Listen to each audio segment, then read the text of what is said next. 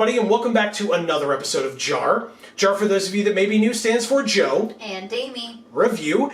This is our weekly show where we review the Magic stories, and welcome, it's finally time, we are here to review the Kaldheim stories. Super excited, super interesting. Today, hopefully you'll have seen from the title down below, we are reviewing 2 of the 3 stories that have been released so far. And stay tuned until the end, where we will discuss what that means in terms of when, because don't worry, it's not if, it's when, we will be reviewing the 3rd and others, and how we will be reviewing the others going forward. So like I said, stay tuned to the end for that. It is in my notes, so we will not forget to talk about it. But today, we are reviewing the first 2 mainline stories, 2 stories per week, this week. So we're reviewing episode 1, Travelers, by Roy Graham, with contributions from Jenna Helland, and episode 2, Awaken the Trolls, also by Roy Graham, with contributions from Jenna Helland.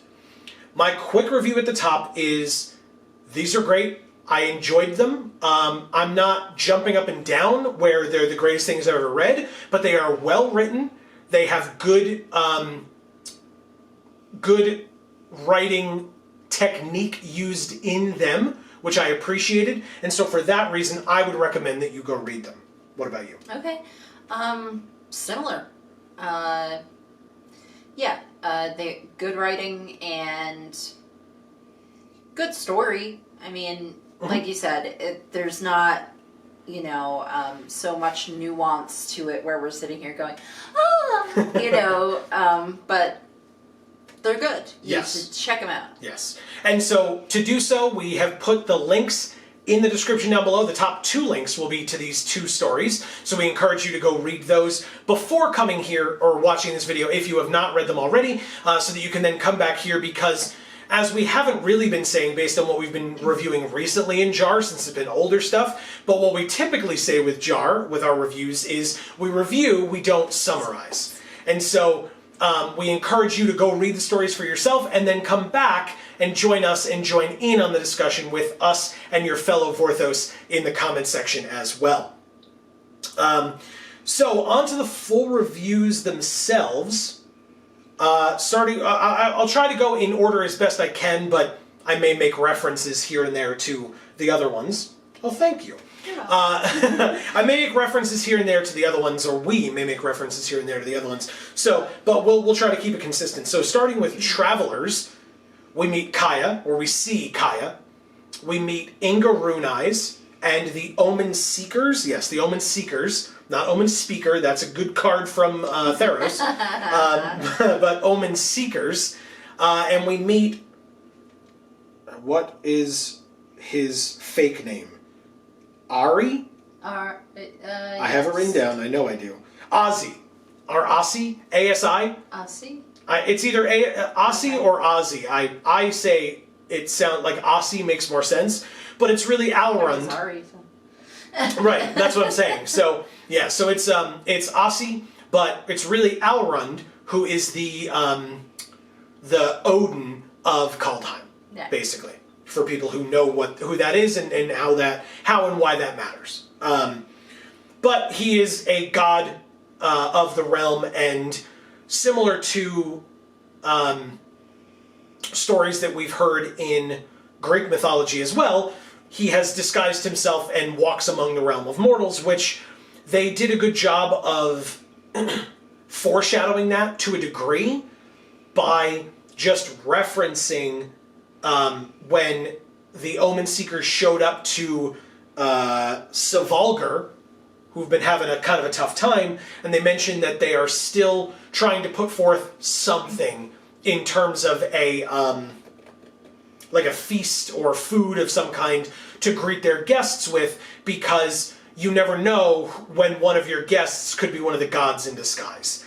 And so they reference that, and then later on, boom, it's Alrund, which is a really cool reveal. I mean, to people who saw the art and or who understand that a guy with a raven on his shoulder in a Norse-based plane is probably going to be a big deal.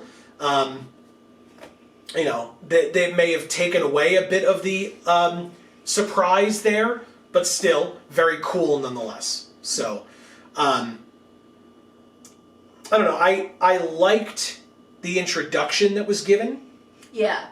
To the descriptions of the area that they were in Savalgar, and the descriptions of the group, and the kind of the personalities that shone through in Inga and Ozzy, or Alrund, as well as Kaya. I mean, one of the things that I wrote down here that I appreciated was when they went from the first section of the story, which was kind of the narrator giving a description of the locale and where they were, and then kind of telling you what each person was saying and kind of what they were thinking with regards to that.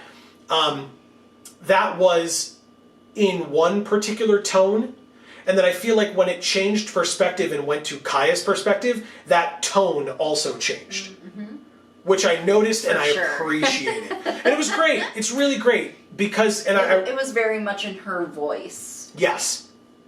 Yes. And I wrote this down as well, which I appreciated. I liked the fact that in this first story, and I would assume going forward past the second story as well, Kaya seems to be the stand-in for the audience a lot of the time, being new to the plane. So Inga Runais and Asi are explaining the world of Kaldheim to her.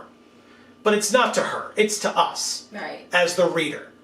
And that's amazing, because there is now a story reason for all this information to be coming out, because otherwise it would just be... information dump. Yeah, and it would be like the Planeswalker's Guide to Kaldheim article, which there's nothing wrong with that by any means, but this allows it to be more in-world. A story. Right.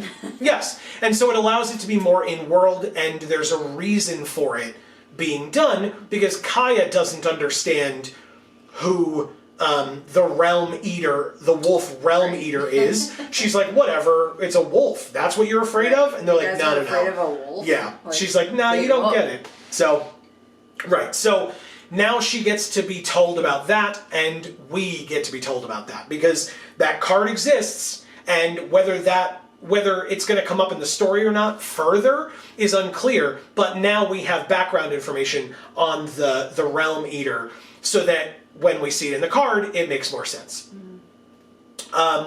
We still have the kind of the fight back and forth between, or not really a fight back and forth, it just consistently is this way. But we've talked about this many times if you're new to JaAR. The fact that the card previews are out well before, or at least like in tandem with / before the stories are released. So in story number 2, when you see Valky, the god of lies, you're not surprised when he turns into Tybalt, if you've been following the previews. No. Because Valky flips into Tybalt, because they're the same thing. And so, if and when they get into the story of whether Valky ever existed, or whether it was always Tybalt, or did Tybalt do something to Valky and then take his place, that will be interesting, because that, at least I have not seen in card previews yet. Mm-hmm. But just the reveal of Valky being Tybalt, God, that would have been such an awesome moment. Even if we knew Tybalt was on the plane, like we knew Tybalt was going to be in the set, but we didn't know that it was Valky flipping into Tybalt. Right. Like, that moment. Oh, Valky, interesting. Oh, Tybalt, interesting. Like, almost like we saw those two arts of those two cards as being like two separate cards. Yeah. Where I guess in that situation they can't show the entire card, because you can see at the bottom that it's a flip card and like what it flips. You could see at the bottom, yes. For the Valky side that would matter. For the Tybalt side it wouldn't as much. Maybe it would, because on the Tybalt side it just says God on the bottom with the mana cost and the arrow showing the other side. But they could have just spoiled the arts. Yes. Yeah, well, but they have to, they're previewing all the cards right now, and Valky / Tybalt is a pretty damn good mythic, so I'm sure they wanted to. It's just that, again, it's like I said, it to me, it's like a back and forth, but it's not. It's just always the cards come out first, and then you read the story, and it would be interesting if it were the other way around, because then you would find out the story beat and then see how that shows up in card form. Right. And that's not how it happened here. That's not how it's happened at all. And it's definitely, I mean, with the story issues that we have had in the past few years, that's definitely not something people have been crying out for, because, hell, the stories came out well after most of the sets were released, or they were in no way related to the set releases, depending on what part of the last few years we're talking about. And so, frankly, people were just desperate to get stories. well, that's what I mean, yeah. And of so, any sort. right. And we so, would take them however we could get them. right. And so this is a good place to be in, to be talking about it this way. But again, that type of a reveal, not as interesting when it's like, not as interesting, not as exciting, right, and as jaw-dropping, confusing, etc. Right. Like, that we would have is a lot more to talk about in this episode if we had as much investment in the story as we would have should that big reveal have happened in the story. I will say, I'll give a credit where credit is due, because it was a known thing prior to the story coming out. They did the reveal very quickly. Yeah. They showed Valky talking to the trolls, or Kaya sees Valky talking to the trolls. We jumped into episode 2 very quickly. But they show Valky talking to the trolls, and then Kaya's like, and reveals him to be Tybalt. Which, by the way, new power for Kaya, but anyway, yes. Dispels the illusion, shows that it's Tybalt, and they go right into it. So that was kind of an interesting thing, but like I said, we're jumping ahead a bit. No, it's not your fault. I was the one that brought it up. I do want to, they bring up at the end of episode 1, they bring up the Doom Scar. Yeah. AKA kind of the collapsing of realms. And I wrote some of the words that they use. A collision of the realms.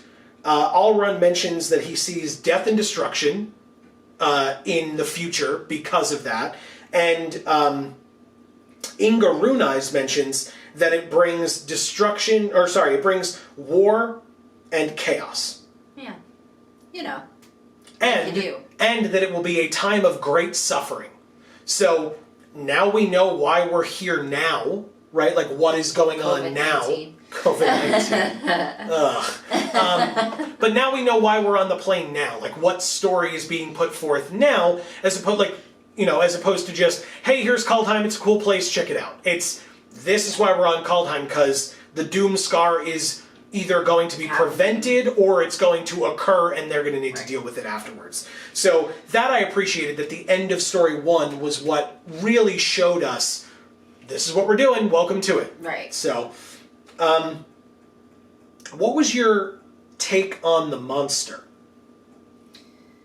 that they fought? I don't know, very Eldrazi-esque to me. So, the weird thing to me is there are shapeshifters in the realms, right? Yeah. Like, one of the realms is a shapeshifter realm, and it just screamed shapeshifter to me, but Alrund mentioned never seeing anything like it, and Alrund would know about all the different realms, so I was very confused. And Kaya referenced, in episode 2, Kaya referenced to Tybalt, that she was there chasing this thing, and did he bring it? Now, Tybalt was being super sarcastic, and we'll get to that, but Tybalt was like, I have no idea what you're talking about. Ooh, a scary monster, you know? Hey. So, like... so it's not from, like, hell. Well, but it's somewhat unclear, right? Yeah. Because, who could think that the demon could be lying? You're right. But it's truly unclear. It's unclear whether Tybalt's being honest or whether he's being facetious. It's unclear. Like I said, it screamed shapeshifter to me, whatever this monster is or was. But the fact that Alrund doesn't know about it surprises me greatly, and leads me to believe it's not a shapeshifter, because shapeshifters seem to be a known quantity in these realms, although I'm only getting that from the card previews and the fact that when they listed the realms, one of the realms they listed was the realm of the shapeshifters. So in this story, they could easily turn around and say, well, the gods had no knowledge of this realm of shapeshifters ever existing. Yeah. Okay, that would be weird, but yes. I guess it's a thing that could happen. I have no idea. I really don't. Also, I wanted to talk about something I was confused and or upset about, and I'm unclear currently as to which. Kaya mentions that the only reason she's on Kaldheim is because she was hired for another job, seemingly to find this monster. Right. But she makes it a point of saying, we'll talk about this in a minute, but she makes a point of saying that she doesn't know who her benefactor is, who has hired her. But she said she's already been paid. She has been... Are you sure? Yeah, okay. She said that she was already paid. And was paid in coin or currency from multiple realms. Yeah. And that to her, that was great. And it would be, she felt like this job was a lot easier than that mess on Ravnica. Right. Which, a couple of things. First of all, she mentions Mess of Ravnica a second time at the end, by the way. Right. Very close. If not the last line, it's like the second or third to last line. Why? Kaya is a very smart, very cunning individual. Right. She enjoys her work and she is good at what she does. So maybe that's the argument for why she would again, after being hired by Nicol Bolas and being screwed over by him for a job, maybe that's why she would so willingly jump right into her possibly next job. Maybe it's not immediately the next, but one of her next jobs being to another anonymous benefactor, paying her handsomely for her job. Like, I feel like she's smarter than that. Yeah. Why is she doing that? And the fact that maybe that's why she got paid up front. Because maybe she said to this mysterious person that she never saw, even though she was talking to them. She didn't say she spoke to them, but she said she got this job. Who knows how that occurred? Well, whether it was a note or whatever. Yeah, who knows? So maybe she said, I need to be paid up front for this because she got screwed over last time. Regardless, that even if Nicol Bolas came to her, paid her up front and said, go do this job, she probably wouldn't do it, right? Like, it's that whole idea of, like, why? Why would she ever do that again? And yet, here we are, It's her job, though, like... But she can refuse whatever job she wants. I mean, not if she needs the money. Again, she could... I just don't see it. Like, she could be a thief. Go steal, like if you're really hurting for money, she could go steal it. She could phase through any wall and any bank vault in any realm ever. There's no need whatsoever for her to just take a job from an anonymous source again when the last one was such a terrible experience for her. Yeah. I don't know. I have no idea.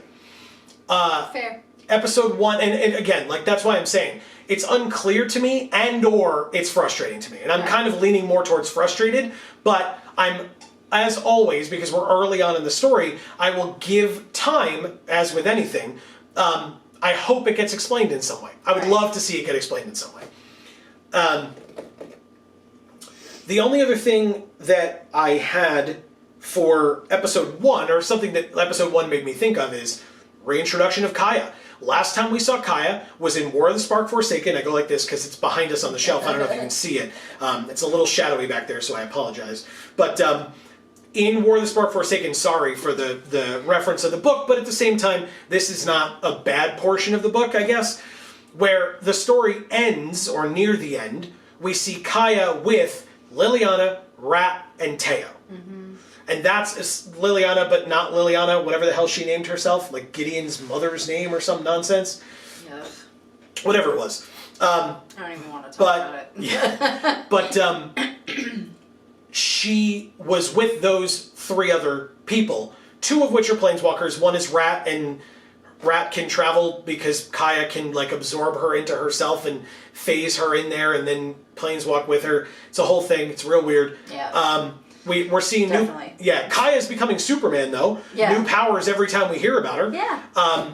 But it's unclear yet where those traveling companions of Kaya's went off to, and she hasn't referenced them yet in her thinking process. Right. Hopefully we will hear throughout the next 3 stories, since this was episodes 1 and 2 with Kaya, and we didn't hear about it. There's still 3, 4, 5. Maybe we'll hear where where those folks come into play. Maybe we won't. I hope we will. But yeah, that was kind of the biggest parts of episode 1. Sorry. I have a question for all of you, and anything at all that you, and obviously a question for you as well, but anything that all of you have opinions on, as always, comment section down below, that's what it's for. But for this particular question, as I referenced earlier, Kaya twice mentions that mess on Ravnica. Right. Twice. And the last line, specifically just, like, one of the last lines in the story was, it'll be better than that mess on Ravnica. How much of that was Kaya talking about, like, hey, a planeswalker tried to kill planeswalkers, steal their sparks, and become a god. Right. Right? Kind of a big deal, kind of a mess. Right. Yeah. And how much, so. yes, and how much of that was self-awareness from the authors of what they're still trying to dig themselves out of. Oh man, I didn't think of it that way. Oh, I immediately thought, with the second time it was written down, the fact that it was the last line of the story, or again, one of the last lines of the story, that's immediately what I thought Sorry we fucked up, but we're trying to fix it. 100% what I thought of. I was like, wow, that's some tongue-in-cheek stuff. Right.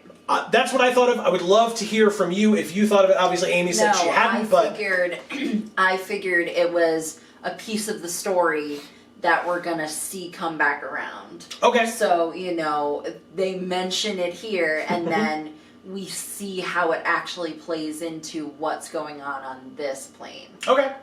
I just figured, the last time we saw Kaya was Ravnica. It was kind of a big deal, so people are going to keep talking about it because, good lord, it was kind of a big deal. And again, that's what... In more ways than one. Right. So that's what logically I think it means. Just that mess on Ravnica is just, hey, that was some crazy nonsense, huh? Right.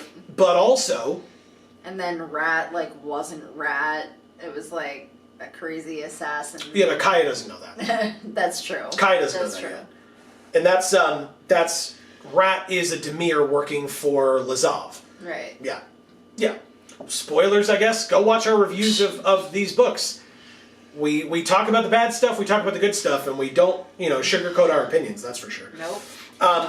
So yeah, that's story number 1. And the story leaves off with Alrund giving Kaya a ship, like a magical ship.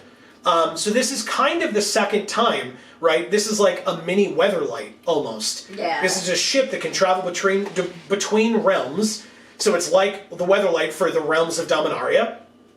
Kind of cool, I appreciated that. And so then we go into, as Kaya travels into episode 2, Awaken the Trolls. Are there vehicles in this set? Yeah. There's at least one, and I'm relatively certain it's that, but I don't recall now. We will, Love me some vehicle cards. Yeah. Again, if and when we find out anything about preview streams, etc., we will let you know, so stay tuned. We do not have any information for or against yet. Nothing to share at the current time, but stay tuned. So yeah, for episode 2,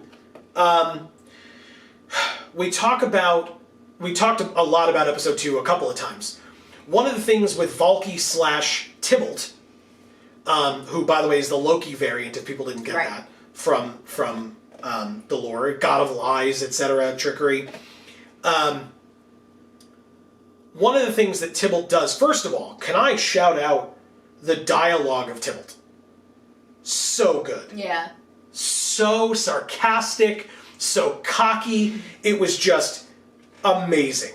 I loved it. I thought it was super well done. You could just hear the cockiness in his voice. They even reference, when he runs away, that, he's out of breath, but he's still, jaw-jacking with her. Yeah. Super well done. I really appreciated it. The fact that he had, troll minions working for him, and he clearly knows a lot about this plane, because he knew enough to be in the area to make that loud whistle to wake up that second set of trolls that were, really scary. So I appreciated that as well. I'm very intrigued. Again, like I said, I'm intrigued by trying to find out what happened to the original Valky, if the original Valky ever existed at all, or if it was a Tybalt or if it was a creation of Tybalt's. Right. Or if he just is still around, it's just that, you know, he hasn't been, like, smited by him yet, or whatever. Sure. Like, an imposter, you know, pretending to be me. Sure, that's a fair point as well. Yeah, no, Maybe very he just interesting. hasn't noticed yet. I had genuinely not thought of that, only because in my mind it was like, you know, Tybalt would, like, capture him and, like, you know, secret him away somewhere and then pretend to be him. But yeah, that's a really good point. I didn't even think of that. Like, I just figured that, like, he'd show up and, like, just be an asshole. Sure. And then, like, Valky would find out eventually, and then he'd somehow, you know, find his way out of trouble. Well, the only reason that I would say that that's probably not what it is the other reason why I was intrigued, and it's from the blade that Tybalt pulls out. So Tybalt somehow has acquired a blade that shines with the same light as Alrund did before or after he transformed and showed himself to the Omen Seekers and Kaya. And that Tybalt was able to use that blade to create like a portal of some kind, similarly to the way that Alrund did it, that Tybalt was able to just walk through, it closed behind him, and Kaya was left to the trolls by herself until Tyvar shows up. But that intrigues me a lot, and again leads me to believe if Tybalt, I literally almost said Loki, it's very confusing. If Tybalt has a weapon of the gods on his person, I would like to think that the gods would be aware that it has been taken, unless he is impersonating Valky, and then the fact that he has that blade would make sense for Valky to have it, not for Tybalt to have it. I have no idea. Those are my thoughts. Okay. Yeah, I think there's a couple scenarios that could work there. Sure. Yours, mine, there's also the thought that maybe he just stole the blade. Yes. You know? Sure. So Valky is fine, but his sword is missing. Sure. You know, or whatever. Yeah. Yeah. Then we meet Tyvar. I wrote Kyvar here. Wow. That is, we meet Tyvar. And Tyvar, again, super cocky, super awesome. I appreciate those types of characters a lot. Like, especially if they're characters that the main characters have to deal with, and the main characters that we know about have to deal with, because then you get to see the main character be frustrated, but it's not, like, Tybalt is a villain, but Tyvar's not. So, like, you get to see how Kaya deals with a jaw-jacking villain, and, like, kind of a jerk, but also someone who can help her. Yeah. Right? Someone who's, you know, just a little annoyed at maybe her cockiness. As well. Oh, like, she called him kid multiple times? Yeah, that was a good point. That's a little messed up. Yeah. Like, you're here, you don't know what's going on here. Yeah, you were hired to do a pretty complex job, and you're good at your job, which is why you were hired to do it, but you're the outsider here. So you need to listen to the people who are from this plane, so that they can help you do your job effectively. Because if you have no idea anything about the creature that you're fighting, or whatever, or who's paying you, or anything, you're yet again gonna get fucked over, and or killed, right? So you need to cool it. You need to be, you know, sit down, be humble. Nice. I love that. As you may be able to see behind me, maybe you can't, and I've talked about this many times, but one of the things that I'm also a geek for is Marvel and Marvel Comics. And so when Tyvar used his ability with the stone thing, like his secret power or whatever, he transformed his body, or part of his body, into stone. Which is rad as hell. It is rad as hell. And those of you who know where I'm going with this, that's Absorbing Man, who, interestingly, was first introduced, I believe, I've read this comic, but I believe he was first introduced as a villain of Thor. So, Absorbing Man. Love that. Yes. Oh, Yes. I love that. The Wrecking That's Crew, so I think, was good. their name. It was like they were like a group of 3 of them, but Absorbing Man was one of them, and maybe that was where Paste Pot Pete was. I don't remember. He shot glue at people. Anyway, They can't all be winners. no, Okay. no, they can't, and that's why Paste Pot Pete maybe not around as much anymore. Absorbing Man was notably in the Agents of Shield television series. Really? Yeah, he was Oh. Creel. Creel? That's his name, right? Anyway, people know who I'm talking about. He's the guy who can touch a substance and make his body into that substance. That's right. Now, the way that Tyvar is different than that is not only can he touch something and make his body that substance, but he is then able to transfer that substance onto another being, which we see with the trolls. He turns his hand and arm into stone and then touches the trolls and turns them into stone. But he has the ability to still move around while stone, they do not. And so he just turns them into statues in the process. Because he's the magic guy. I guess. But that I loved. There are going to be, unfortunately, I enjoy Norse mythology, but I'm not as versed in it as I'd like to be.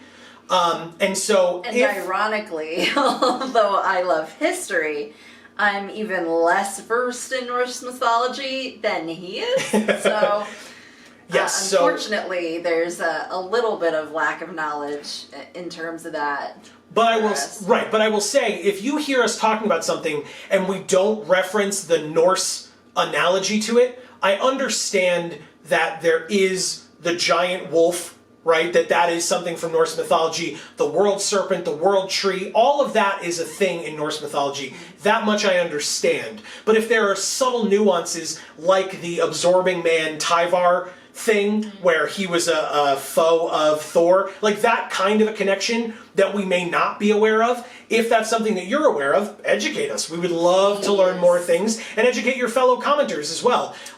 Join in that discussion. That's great. I might do some research on Norse mythology before the next episode if Sure. I have time. We'll talk about that in a second. My Just God. to try and get my feet a little wetter on it, but... Also, if we're talking about references, you referenced at one point when the story was in a cave. Yes. You referenced, I think it was episode 1, you referenced Frozen. Yeah. Why? Because of the metal in the walls or whatever? Because they were like, oh, the fractals and... So that's Frozen 2 you're referring to, right? Or does it, no, just in general? Yeah, Frozen 1. But the other thing that I appreciated was which you folks don't know this, but Amy does, the Frozen references would be somewhat lost on me. I didn't see the first Frozen until like 2 years ago, I think, or something like that. And then we did see Frozen 2, I think, at some point when it was in theaters. But I think we saw Frozen 2 without you having seen Frozen 1, and then you watched Frozen 1. I think it's the other way around. I almost certainly saw Frozen 1 first, but it was way later than almost everybody else. But it was, so it might have been like we were planning on seeing Frozen 2. Yeah. So we watched Frozen 1. But yeah, appropriate shout-outs to my goddaughter. She loves that movie, and I just never got a chance to see it because when I was there taking care of her, their DVD was broken. So, sorry. It stayed on that menu screen. And It's just kept saying, Olaf! It's all because Olaf was the It's still Olaf again. It won't go away. I'm sorry. Olaf was the loading screen, like he was just walking along, and every time he popped up, she'd be like, "It's Olaf!" And I'm like, "Yeah, that just means it's not working. Stop being excited about Olaf." Anyway, I love her very much, but it took me a while to see the movie. If she's excited about it, it don't matter, right? That's true. It's true. Olaf's the best character, anyways. So. No, Anna is. Wow. Let's be real. I dressed as Anna for Halloween one year. That's why I'm saying that. She was a very great Anna. I'm not just like saying that out of the blue. If we remind us on like Twitter or something, if we can find that picture, we'll show it to people. Yeah, maybe we will. I will say, the second reference to Frozen that you didn't bring up and that I wrote down was the trolls turned to stone. Yeah. So again, another Frozen-ish, and again, based on the setting of Frozen, it kind of makes sense, right? When we looked at the spoiler arts and stuff, I was like, Correct. oh, they're the trolls from Frozen. Correct. And I didn't even remember that when we just read this story and I made another Frozen reference. Right. That's the thumbnail art for this episode, or part of it, and as well as because it's the art for previewing Awaken the Trolls, which again makes perfect sense. So very, very well done there as well. That, you know, those little subtle Frozen nods as well. Or, well, I'm sure they were just Norse nods that Frozen was making. Thank you. Yes. So because if you recall, the like compass rose thing that they kept showing, yes, was very specifically Norse. Yes. Yeah. And I think we learned a lot more about that in Frozen 2 than in Frozen 1. Oh yeah, definitely true. I wanted to mention at the beginning of episode 2, the boat, like that awesome boat, is there for like 5 seconds, even though like it's like the Weatherlight, and the Weatherlight was like a kind of a big deal for just a little while, right, in Magic's history, just tiny bit. Nobody cares. And then this boat that does the same thing but better and was created by a god is there for like 5 seconds, and then it's like, oh, okay, I guess I'm off this boat now. So I thought that was kind of funny, because it's like, hey, it's like the weather. Oh, it's gone. I just appreciated that a lot. Well, yeah, because Heimdall was in the other set. What set was he in? I don't remember who you're talking about as Heimdall. There's a card that I just thought looked just like Heimdall, and if people remember it, Theros, something sounds right. Know. I don't recall. So important information about these stories and about JaAR, just because I don't know that I had any more to talk about for these stories. Okay, I'm not, I don't know. We're so tangenty at this point that I don't even know if I missed anything. We'll come back to things as they come up. Again, we would love to hear your referential notes in the comments below, whether it's to Marvel Norse, like Thor lore, whether it's actual Norse mythology, whether it's Frozen, or whether it's something else entirely. We would love to hear from you in the comments down below. All. But I will love reading it. In terms of the future of these episodes, right, there's only 5 of these stories and we've just done 2 of them. But at the same time, I don't want to do a disservice to folks that want to come here and hear our reviews. And it's kind of important that after the stories come out, as people are looking for them and searching for them, that we get on that YouTube algorithm bandwagon. So we're going to try our best. So here's what we're going to do.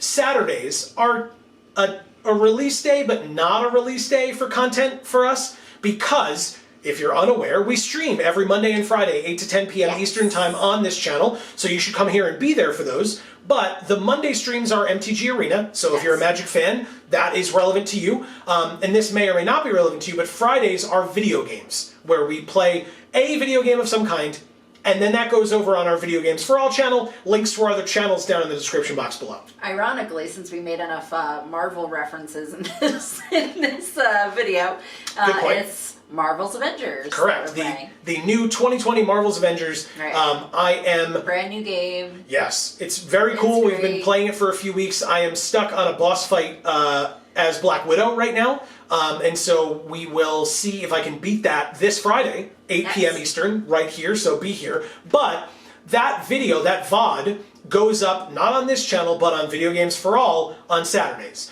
So it's not technically a release because it happened already, it's just a VOD. But, so what we're going to be doing is, with our lack of a regular release on Saturday, we are going to put up the side story reviews this Saturday. And not every Saturday, just this Saturday, and allow us to explain. Last week, I guessed when we did our Battle for Zendikar / Oath of the Gatewatch story review that we were doing while we were waiting for Kaldheim, and which we will continue after these stories are over. I explained that we wanted to, or my guess was that on the live stream that they did on Thursday, they were going to announce that a story was coming out Friday and then another one on Wednesday. And instead, I was close. I was very close. Instead, what they did was they had a story come out on Thursday. During the live stream, they just released a story. And then they released the next one on Friday. And then they released another one on Wednesday. So when you're watching this on Thursday, there will have been 3 stories revealed already. And Amy made a very good point that I 100% agree with. And if you disagree, we would love to hear from you as well with anything. But Amy's point, which I think was well taken, was it's a huge disservice to these stories to have us try to review 3 of them in one video. 2 is enough, and even that I find it depends on the stories. It's rough sometimes. Right, sometimes. I think these 2 were fine. I think it worked. But sure. As always, I welcome people's opinions and feelings on it. But I think this was fine. The problem is I definitely didn't want to do 3. And again, the side stories, while side stories, are, in our opinion, not less important. Right. And especially with what they've seemingly decided to do, at least with the beginning of these side stories, which is they are Nico-based side stories, which is very smart. Very smart to do. Yes. Side stories are good. We enjoyed the good side stories that were done for Guilds of Ravnica and Ravnica Allegiance to show us the denizens of Ravnica. Right. But let's not forget, and even Zendikar Rising as well, but let's not forget, those were planes that we're aware of, that we've been to before. Right. This is a new plane. Now, is there no merit whatsoever in seeing what the day-to-day life of a denizen of Kaldheim is? Not at all. That would be awesome. Right. But what they have started to do so far is they're giving us a 2-part Nico story at the beginning. If Nico continues, great. If Nico doesn't and we see other people, great as well. Okay. Either way, not a problem whatsoever for me, for us, but it does mean that we want to give it the time that it deserves. Right. And so Yeah, this... because Nico's not a tertiary character. You know, Nico is a brand new planeswalker for a brand new plane. Correct. And one that they seemed to be excited to announce. Sure. And I think one that the audience is excited to receive. I hope so. So I hope so as well. It wouldn't be fair to try to cram that story into this episode as well. Right. So I think what we will do is... Losing hair. I think what we will do is... You don't have enough of it. No. No. Definitely not. No. There's not hair all over this house from me now as opposed to just you. Anyway... My hair is getting longer. So. All of our hair is getting longer. Yeah. Everybody's who's, not going out and about. Yeah. Hey, so anyway, so this Saturday will be the review of both parts of the first 2-part side stories. Right. And then next Thursday, a week from the day that this video goes out, will be the review of episode 3 and episode 3 alone. Yeah. So one story for that episode. Correct. And then the week after that, I know this is confusing, I apologize. The week after that, and every Thursday following, as best as we can tell, if the stories are going to continue to be released Wednesdays and Fridays, we will do 2 reviews or 2 stories in one video, and that will be 1 mainline story, 1 side story, until they are done. And if it gets to a point where it did last time, where the main story finishes and there's still 1 more side story, or vice versa, obviously we will handle that as it comes. Right. Yeah, unfortunately they don't tell us the stuff in advance, because why the hell would they, right? They don't, they prefer, and this is it's frustrating for us as content creators. Right. If you, as a reader of the story, are like, no, it's a nice surprise because I get to just go read the story, I would love to hear that, truly, because for us, it's a little bit frustrating. Because we want to read the stories, we want to do them justice in reading them, in reviewing them, etc. But if you're going to have months, and I mean months, of time off from your stories, why would you rush through them so goddamn quickly? Yeah. It seems, again, it's just a disservice. What used to be done... Because now we've got to cram multiple stories into each episode and somehow make it work. And that's an us problem. Right. What I'm trying to reference is, for all Vorthos out there, even ones who don't make content around the stories themselves, you have had months of nothing.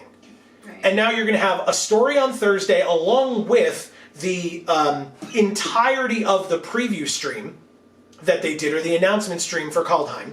You have a story that day. You have a story the next day as they're doing card previews as well. Yeah. And then you have a story the next Wednesday and the next Friday, and then Wednesday, Friday, like, okay, I get it, but also have you considered stretching it the hell out? Yeah. You had all that time. Information dump. Like it's just so much. It's an inundation. Right. And again, if you want to use your stories as a marketing tool for your card set, have the stories, like, the stories don't need to come out coinciding with previews at the same Have time. them come out beforehand to create that mystique, to create that interest, and then release all the spoilers. Right, where people are like, oh, that was that moment I read about in the story. That was so cool. I remember that. Ah, yeah, they didn't have a picture in the story for that. I'm so glad I get to see what it looks like. Or vice versa. Oh, man, that's the card that this picture goes to? That's so cool. Yeah. I love the picture even more now. Right. So, and I mean, hell, the Valky Tybalt thing would have been so cool. So cool. Is as a reveal after you read it in the story, or maybe there would have been people who would have been like, I bet you that Valky and Loki, god damn it, that Valky and sucks, that Valky and Tybalt are gonna be a flip card. And there would be some people who would say that, and other people would be like, you're crazy, that makes no sense at all. And other people would be like, well, oh, how that's would kind of that cool. be? Yeah. You know, what would that be like?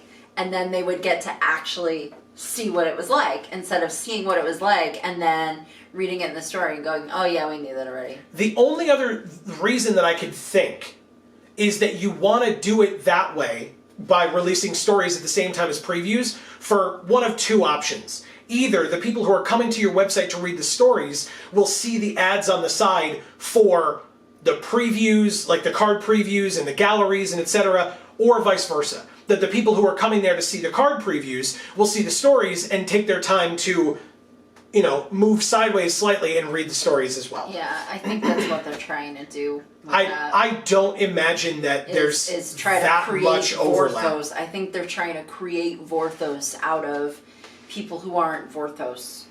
Because they have decided that there aren't enough of us. We would love to hear your thoughts on any of it, all of it, like a little bit of the meta discussion that we're having here at the end of the decision making in terms of story releases as opposed to, you know, spreading it out, whether it is before the card set releases in that span of time, after the card set releases in that span of time, somewhere in the middle, and you want it to kind of overlap. Do you do like the side stories first and the mainline stories second?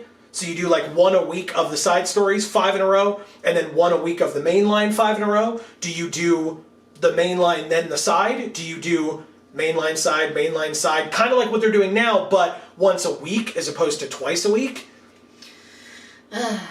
A lot of things, and we'll talk about it more in the weeks to come, I'm sure, as it comes up for us. But just another question to pose to all of you. I think that having those discussions about how we feel in regards to how the stories are being released is a much better discussion than us talking about whether or not the story should have been released because of how much they sucked. Yeah. So, yeah. Don't forget, stay tuned this Saturday for the first two side stories to be reviewed by us. Right.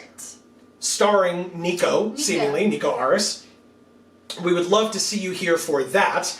And the best way to find out exactly when that video goes up is to subscribe and then ring the bell so that you get notified whenever any of our things come out. And by the way, can we brag/cry a little bit to you about the fact that with that release on Saturday, combined with our regular 6 releases a week, combined with our 2 streams a week, that is 9 original pieces of content from the Geek for All family of channels this week alone. Sunday to the end of the day Saturday, 9 pieces of unique content. That is not a thing that you should expect regularly. No. Although to be fair... I don't want to do it. I don't want to. Although to be fair, we're already doing 8.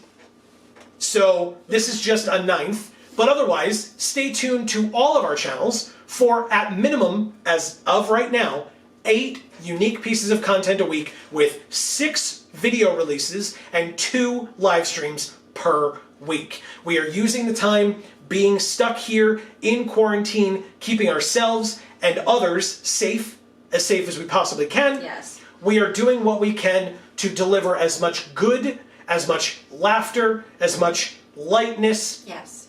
during this time as we possibly can. So, shout outs to everybody who comes and hangs out in our streams. Shout outs to everybody who is watching this video. Thank you so very much for taking the time, relaxing, joining us as we review these stories and as we show off our... #Vorthos Pride. It's back. Mainline sets this time. So we are, or I should say current sets this time, because we've been doing Battle for Zendikar with the Gatewatch, and again, we'll get back to that. But we're trying to get as much of it out to you as we can, as quickly and timely as we can, but while still doing it as much justice as possible. So hopefully you are okay with the extra releases, but also with the delay in reviewing the Nico stories. It is obviously no disrespect whatsoever to Nico or to the story writers of Nico's story. It is in fact quite the opposite, that we want to make sure that those stories get their time just as much as these do. So, we will see you on Saturday for that video, for JaAR, but we will hopefully see you on Friday for the live stream here on this channel, on Monday live streams, and in any other videos that we produce between now and then. Regardless, we are thanking you. Stay tuned. Yes, we thank you so very much. Don't forget, subscribing, ringing the bell, liking, sharing, subscribing, etc. Super important, and we really, really appreciate any and all support that you are willing to give. So, that is the end of this particular episode. For now, from us here at this crazy Geek for All family of channels, I have been Joe. And I'm Amy. And as we always say, in whichever video of ours you watch next, we will see you all next time. Thanks, everybody.